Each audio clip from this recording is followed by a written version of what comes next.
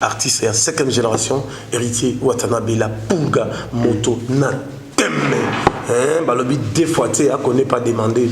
Balobi l'artiste est talentueux. Wazana Mingo va jaloux. Ok. Deux fois, tu sais. Quoi que héritier, ok, Karine, beaucoup d'argent. Et ça là, qui est comment? Non, je demande, Bandeko Watanabe sur le niveau poto. D'abord, héritier Watanabe a un parcours. D'abord, on a dit ambassadeur international. Azali, quand on a billet au Yafuta, quand on a Kinshasa, jusqu'à arriver à Paris, ils ont la première classe, c'est tout au moins 3000, première classe rose, déjà 4000 €. Kokabana ya héritier Watanabe na attaché de presse naïe Karine, ils ont salo comment et même un mouvement na baisse bien héritier auquel vous. Bon, héritier d'abord, as artiste, comme héritier dans solide, aïe moi bien en Koloba. Ça a un impact, ça a porté parole de Dimoula, ça a boulot bien, Francis Dibaya, tout le monde d'accord. Dans le Wata, à Bangaté, nous sommes là. Héritier Watanabe a un contrat à Togo, a même un orchestre Mobimba, un musicien, un foutu babillet, tout. Mais héritier a un musicien, à ta production et bétamité. Non, ce n'est pas la promesse, ce n'est pas la promesse dans l'histoire. Et ça a rapport qu'on a un impact, batali producteur atali que non, basalo. Non, héritier Watanabe a un problème monté, un artiste congolais mon côté. Héritier d'abord a un monsieur mon collègue à la TV. Voilà, merci beaucoup. Bana Congo, bande retour aux Hollandais partout à travers le monde. Les lots vraiment toye koloba ba sujet belé te sujet moko parce que bande ko bazo benga biso vraiment ebelé sujet zali ya façon bazo kanga bande ko na biso ba chroniqueur na ba chroniqueuse en tout cas ezo sala biso bien te ndenge to sala ka musala oyo to sala ba responsable to sala ba adresse reconnue s'il y a un problème to zo senga vraiment batinde la biso ne fils que convocation. Bakanga ndeko na biso leketu lobby et salaki biso vraiment pas si côté la ndeko na biso leketu bakangi azande ko na biso ya presse en ligne problème ezuye zanet ezuye biso nyonso da muta sepeli nango azati ba délire na biso tolinga na biso te moko alala na kasho soki moko alali na kasho biso nso tozalaka mal à l'aise lelo na solo na pas tu refi parce que biso pe toza parmi batu oyo tokutana na ba problème ngo boyebi ke ba biso nyonso oyo tokangama kaka bongo pas chopé autaki kozwa même problème to sola to ena biso kofinga mutu te mais to sala analyse kaka ya par rapport ya ndenge musala na biso c'est comme si eza na moi respecté na ndenga bien c'est comme si musala ngo moi respect pena ezozalate pas tu refi bonjour Ken Piana bonjour na batu porta la vision face au monde entier bon na sur banca télévision puis na Fimbo voilà pas comprendre que non nous sommes des journalistes professionnels tous ça au moins le lot on est comme dans 21 ans métier c'est pas facile malgré combat malgré tout. Il y a un peu de changement aussi à République nationale en Boka. Il y a une époque qui est au Songolo, qui est une époque qui est président Sika. Il y a instauré l'état des droits. Et en même temps, dans le discours, il y a tout. À Zolo, il y a un souri moni mutu. À moni il kamo qui a lobby. Il y a un faut pas kangaye. Voilà. Et le quand on a besoin de birodé, a besoin de aner, a besoin de biro, cacher un peu. Ils ont la banda kabatu. Vous avez le même système. Vous avez avant. Il fallait qu'on déboulonne pour que tout le système a Sika Mboki ta Mboki tombe parce que Mboka na besoin de moi. Si ma mingi pour la major à bloc en dengoana il y a cinq qui non il faut quand même moutoise à la liberté d'expression moutoise peut sa point de vue moutoise à l'aise d'abord parce que nous sommes pas des étrangers mais on voit encore que il y a un peu de même système, ça revient encore. Ils ont le Mogo Mabé, où ils ont quitté sous valeur, il y a mon conduit, il y a un colopé qui quitte sa valeur, et il y a un Mogo Nabiso. Alors, pas de refus, Moussala Tosalaka, est-ce que quand tu as l'année, les lobandés comme journaliste, Kokangama ou Tokangama, Fandabo, surtout qu'il y a Batumoko Baye, en tennis civil, ba bloqué, la moko baké non net moibi. Est-ce que Moussala Ngo est en valeur? Est-ce que tu as une valeur dans beaucoup? Tout d'abord, la listing, il y a l'autorité de Mboka, il faut pas qu'il y ait des soldats, des policiers, des fonctionnaires, des députés. Mais par les journalistes, les journalistes sont délaissés. Il y a quelques journalistes qui ont le même système, qui ont un poste, qui ont un tel point qu'aujourd'hui, on voit un peu que Moutou, Azam tu na poto, Azam la relation tu as des bonhommes au PJ, il envoie un fils qui est $100, par contre bah m'appeler mutu kaka maman pour batini mutu. Il faut que nous pas me le comprendre. Donc au sein na biso ba journaliste tout ça ba émission, il faut tout ça un peu corporation mon koboye, tout ça la lettre officiellement chef de l'état de vêtements au sein de l'audience. La deuxième des choses qu'on met la première ministre du gouvernement, qu'on met la paix, inspecteur général de la police, maintenant chef d'état-major il y a des soldats. Comme on a formé, on a la biso ba journaliste, ils sont comme il faut tout ça la moindre porte-parole la biso comme les cas pour le informer n'engi pas ça là. Bakamba ba comédien, bakamba tel ba musicien, tout le monde a chaka con dans les jeux. Musicien en danger, tout comme appelé na ba journaliste même ba chroniqueur ou comme porte-parole. Voilà. Ou on va ko lika ko annoncer ko landela peut-être makambo na biso, tout ça. Il faut quand même la structure na biso ndeti na pas refi. Na mission na comme ça là.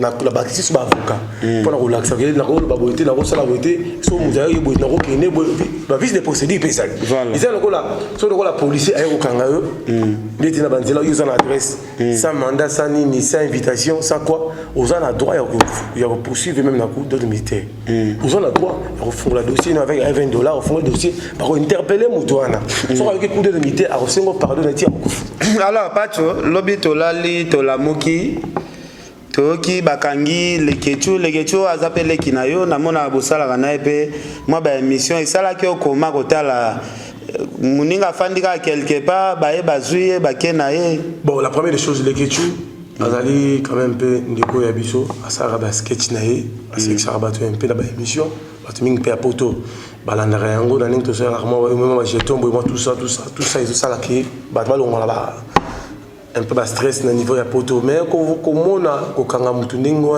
je voulais savoir. D'abord, je voulais savoir les Cambouana parce que dans mon avis, il n'existe un peu que bateau. Il y a poto pépé si moi participer ma on voit un monsieur comme le que tu as ça théâtre naï. Bah au est-ce que c'est par invitation il n'a pas répondu. Il par convocation, il par caca. Bah on a au filet mutu bah lever mutu bah que tu as na cachot tout ça. Ils ont le peu pour l'État, malgré le chef de l'État, il a dit ça même dans le discours, que c'est un mauvais système, mais ça continue encore. Pour que ça termine, les choses là, il doit s'expliquer à un système qui a suivi. Pour que les gens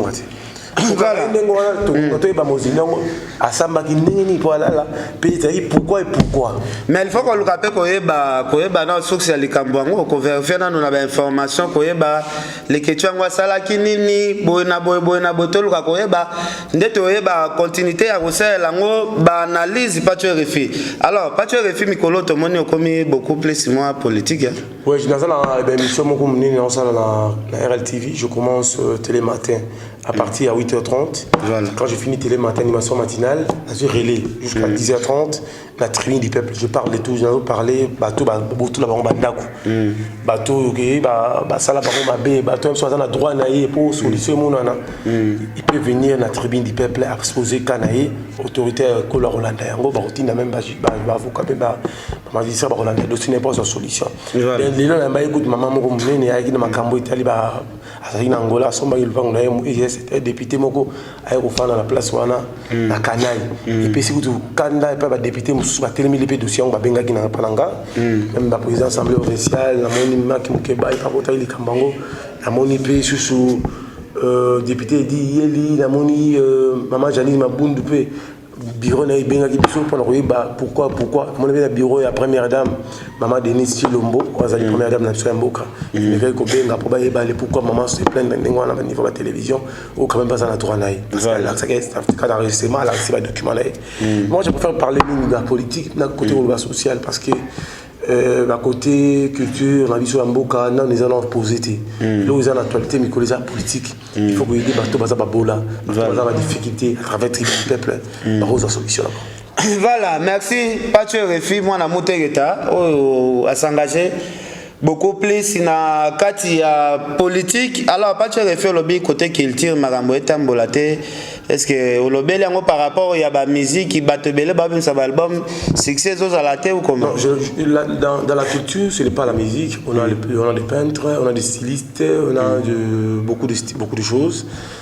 C'est la culture, il y a même écrivains, tu appelles la culture.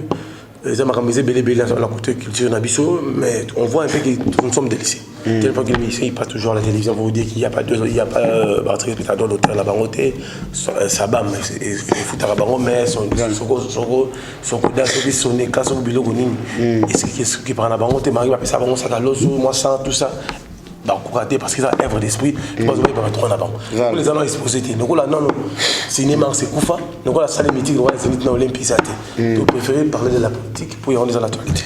Voilà, merci Pacho. Alors, polémique qui m'a résolu ma casse l'internet balobi héritier Amélie Karine Babijoune à or ba ko tikela pas même la Karine Koli à Babijoune na poto héritier na Koli azwaki ezomona te. Alors Pacho refi lisolo na yokaki yango koma. Est-ce que héritier na ba valeur o azanango tu veux que héritier qui peut pas problème héritier pas intervenir qui ko ka héritier que Karine ba or et ça là qui au comment. Non, je demande bandeko ba otala biso na niveau poto d'abord héritier va travailler un parcours. D'abord aller ambassadeur international. Azali kolonga na billet au ya foot kolonga Kinshasa jusqu'à arriver à Paris ils ont la première classe et tout au moins 3000 première classe aux ont déjà 4000 €.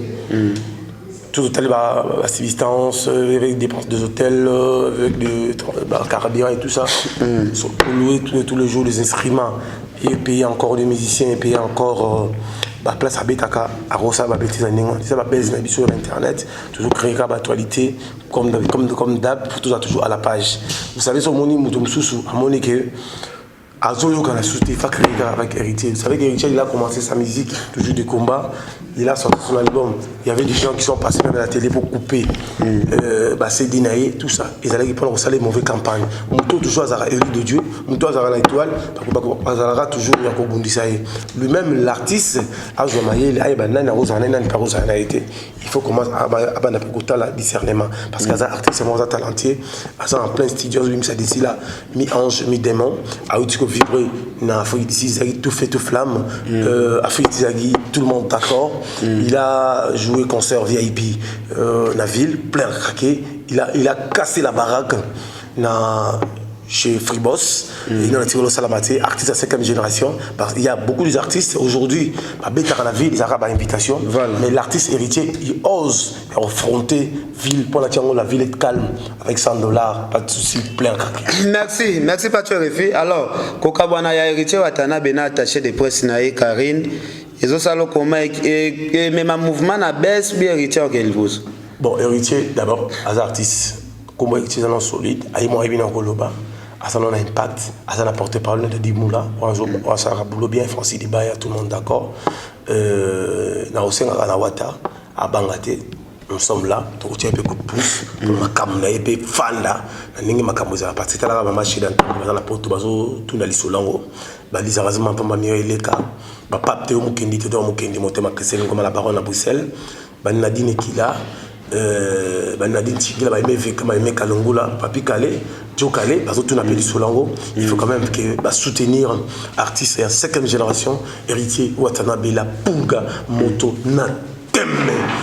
Balobi deux fois tu ne connais pas demandé l'artiste est talentueux jaloux ok deux fois alors Pacho Refi tu veux que héritier Aza leader Nabiso Yamboka Aza parmi les leaders à 5e génération héritier Watanabe Azaki contrat moko na Togo amemina orchestre Mobimba vagena ba musicien ba futi ba billet makambo tout mais héritier azongi pena ba musicien ata production moko et betamité.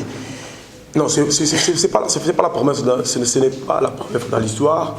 Et ça a rapport qu'on a un impact, batali producteur atali que non basalo. Non, c'est la bilan à l'angastas. Par exemple, bêta na Paris, basonga bêta pété. Des femmes de l'homme makedi, à son contrat mo na poto, il faut la bêta. Ma dit le système a gagné l'ambon. La bêta té. Et ça, c'est vraiment l'histoire ya vie. Héritier Watanabe est talentueux. Ça veut dire que elle va penser qu'elle est cachée, elle a commis avant de taper d'un peu si ça caché. Elle peut cacher s'il a été avant d'attaquer artiste, attaquer l'ambassadeur international, attaquer l'artiste international, il ne peut pas s'engager même sur production sans qu'il passe ici ma camouté. pour ça artiste complet puis ça sur YouTube. Peut-être à niveau ya Togo azana na impact té yango sali qui avait ta concert. Non, quand vous passez déjà dans Trax Africa, aujourd'hui déjà dans Trax Iben, à niveau du monde, on a déjà reconnu. C'est le point que Héritier s'exprime bien en français. Il a fait des émissions à TV5 parce qu'il y a beaucoup de gens qui disent moi je suis artiste, qui m'a ramené à TV5. Mais on voit les artistes qui passent à TV5, on voit Fali Poupa, il capte la merveille. Le patron de Grapo à Congo, Azole Kanaba TV5, Azole Kanaba CNN, Azole Kanaba Djadji en Afrique du Sud, parce qu'il y a beaucoup d'artistes qui font des albums à Kimara, à place sur le bar français. Mais il passe dans l'Afrique également, aller Kanaba France 24, France 24, à passer dans la TF1. C'est la première artiste africaine dans l'histoire. On va tirer na Révi à France, Figaro, na événement à Olympia. Voilà, alors, pas de phénomène, phénomène, il y a ba leader, pardon, ba leader place, Babindo déjà sali, JDT sali, fallait que réconciliation na mopa au Kala, ba Fabregas Basala, conseil ne peut s'héritier pour le président Naye ou Ranson. Est-ce qu'il va continuer à la guerre en bien héritier ami qui te sapo à fongo la banzela makamne kelbus. Bon héritier Watanabe a un problème monté l'artiste congolais mon côté. Héritier d'abord a un monsieur mon collègue à la TV a respecté la vignon sur tel point que héritier aujourd'hui papa a confié le midi et à son âme papa n'a biso pas à tigara biso tout le monde a héritier Watanabe la punga moto la tembe à Kinageti Kotala vient biso les décennies Afrique mon pao où il a été que le salamati tout le monde a dit bien ngai ou c'est quoi ou c'est artiste mené na mboka a confié la qui paranaï tout le monde a dit Watanabe la punga moto la tembe à Kinageti Kotala tout le monde a kippé ya biso Salvatore de la Patria Motom Pamba et azali na concert na niveau ya ville et Watanabe a tiré ba occupation naie a préféré qui a rien accompagner son grand frère bien Chituka JB Motom Pamba voilà. Alors ce qui lelo peut-être moi conseil, il y a des marques par rapport à Baninga Moussou Ndenge. Non, moi je ne peux pas donner le conseil à héritier. Voilà. Parce que c'était un patron d'Inokens, c'était un ambassadeur. Az artiste mené Namboka, lui-même a eu le roi à la vie. Nous sommes là en tant que journalistes, tout ça la promotion d'artistes, de promouvoir Bango Moussa la Vous avez suivi même dans la télévision, je suis à Congo, même partout. L'honorable Zachary Babas, il a bien dit que non. Il a zongué les télévisions parce qu'il a vu qu'il y avait trop de dérapages, il y avait trop de Makambo et Gozanga sur la quitter en général, tel point que la Sénat qu'on avait émission dans la RLTV, Pierre ministre qui tire art, on dit qu'à combat, il y a jaloux, parce qu'on continue toujours au bout de semaine. Nous, en tant que Bagif, on ne peut pas laisser les choses, même Sédiko Kalali a bien dit ça, il faut se battre pour être grand dans l'avenir. Si Watanabe monte dans alors, pas de refus. L'adversaire est faible quoi. Pas de refus, semaine moko vraiment bakinois tout baza mobiliser vraiment makasi bazo la corps ya papa na soutien Tshisekedi. Otoyebi ki ta Kinshasa déjà vendredi. Donc balobi aéroport wana to éviter ceux qui et qui t'a jeudi aéroport wana to éviter ceux qui nzela ekozala. Alors pas de refus stratégie nini bakoki ko sala pona ko encadrer population pour population vraiment oyo baza mobiliser déterminer ya okendo yamba corps ya papa na soutien Tshisekedi baleki vraiment ebelé na habiter stratégie nini européenne na ba condition la police bakoki ça. Le chef de l'État la Bissota Kinoa comme tous les autres. Déjà pas musicien qui doit rendre déjà famille à Tshisekedi hommage parce que il faut bailler banzemo la production la stade parce que il lobby dans stade comment on va disposer terrain dans monde ba décorer en bien ma case vraiment fantastique parce qu'il y a une forte délégation va chef de l'État il y a plusieurs 20 chefs de l'État parce que tu as niveau il pas pour encore honorer dernier hommage à notre docteur. Vous savez que Tshisekedi wa Mulumba mon grand-père il a commencé sa politique avec mon grand-père encore Stéphane Kabamba ou Yoyebi Afanarana. Avec secrétaire particulier à Tshisekedi wa Mulumba. Ce n'est pas n'importe qui. Aujourd'hui, tout ça la politique lélo. On va à l'école il y a Tshisekedi wa Mulumba.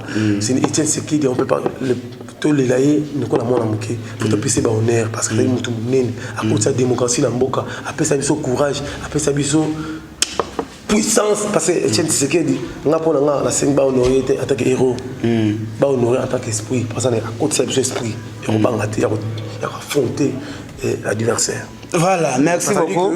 Pas de refus. Là, on a posé une question par rapport à la sécurité. Pour côté sécurité, jour en gros, les gouvernements belé pour tout le monde a déjà nabana miké na mikolo batutu balobi bazana aéroport. Ouais, déjà au moment où déjà mon qu'on a la tribune du peuple pembe toujours grand-père tu as encore route à niveau poteau malembe makolo tina stade ba una osenga la famille ya Tshisekedi ba kolomba famille biologique naé ce n'est pas ba kene na cinquantenaire parce que so ba kene tika corné na cinquantenaire à la puissance alors il chef coutumier ba ko ba suki naé ko kate lamba naé moko so ngo sala ba incarnation ngo il faut pas longo la corps longo à partir stade à partir il y a je fais dire quoi aéroport maman exposé no la king qu'est-ce que c'est là qui parce que aifi chef coutumier mais balobi va exposer ngomba bala moko parce que makambo to eza déjà décoré ngai na notion la télévision parce que baba qui ne va pas la cinquantaine pas ça lobby non ça va créer un peu pays la puissance talara Tshisekedi quand il touche quelque chose ça vient de l'or aujourd'hui tout le monde est d'accord alors pas tu refus to ebi que na minute oyo problème toza na ngweza moko ya ba concert ezonga pe na poto na bike tokolela papa na Etienne Tshisekedi na bolingo vraiment papa na biso asali trop na politique ya mboka na biso en tout cas biso ba congolais nyonso vraiment tozala na matanga wana mais après matanga okosenga nini na bandeko na biso ya poto par rapport ya ba concert. Je demande na grand frère Nangai Roger le combattant, grand frère Nangai. Roger le combattant, moi la kitambo. Ouais, grand frère Nangai, Roger le combattant. Yuri Kalenga, wana kutumashi akumenu. Na osenga na grand frère Nangai boketu premier to bandane bandakala. Ba dona ya Nangai colonel Odombo, ba dosé. Tant ya ozongisa mboka sima ici les cas. Bata la techno mariage à cash na FCC, on n'a pas besoin de ça. On a besoin les pays avancent. Aujourd'hui Moïse Katumbi, il y avait beaucoup des années car on a gâté azon. Au Francis Kaloma on a mboka té azon. Ngwana babe azon. Vundo ça déjà ah. Vu que on a déjà. Félix Félix Antoine Tshisekedi Chilombo, wabena mulomba, wabena mam. Azaki noir daza congolais. Il a le dit tout bazonga ya ko Mozambique. Congo ils ont besoin nyos. Mutoko bangsa mutu asaliti.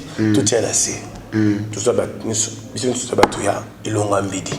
Voilà, merci beaucoup Pacho. Ndengo répondaki na ba question na bike bandeko bozolanda biso ebele na banka télévision bandeko bolanda biso pe ebele na fimbo boyebi kaka oza featuring ya makasi. Donc avant na pesa Pacho dernière parole na pesi merci na Prince Yaweli Mr Vexas Prince Yaweli yo yebi na pesi merci na Del Joko Bago Danger Sir Pauline Lumumba RDC Monde mon vieux Gauthier mascotte vraiment vieux nanga Gauthier mascotte bogar moko boye vieux abima pena na basi pena ya kombo na mboko vieux nanga Gauthier mascotte na peso bambote. Alors Pacho mot de la fin ezani nipo toka bwana. Je salue les multimillionnaires Apocalypse Bella. Apocalypse Bella. On t'a vu en direct à ce qu'on a minute na Kenya. Pour Francis Kaloma benga inga solution. Tu n'as pas Apocalypse Bella a habité ça fait beaucoup de temps. Dans la contact après on a téléphone est commis. Apocalypse Bella on a bonne santé mon amour que tu n'as vu que outil ba mec ne se faut bye bye yop pour récupérer cette mail pour ranger ma barbe. Donc en tout cas merci na Yanangai Claire de Bruxelles. Au quand même parti Carabiso ta soutenir toujours mon amour que tu pas tué fille chez Dantam Koloma. Soyez été dans nous sosate. Angèle Moulanga la plus belle du monde.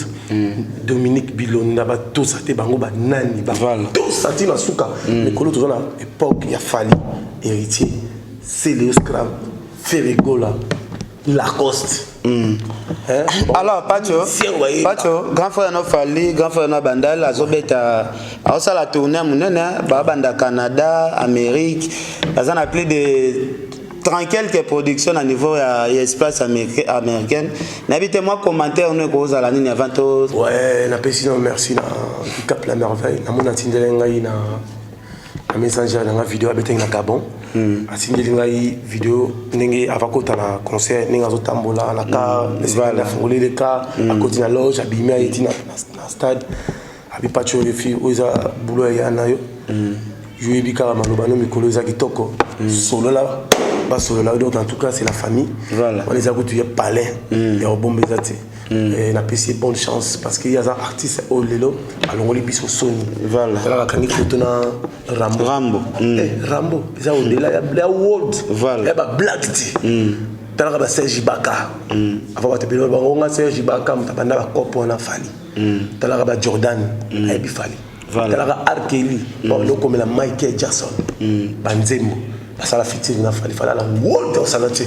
C'est l'artiste. Barambo wana baba icône to ko la penolanda ba le multimilliardaire. Voilà.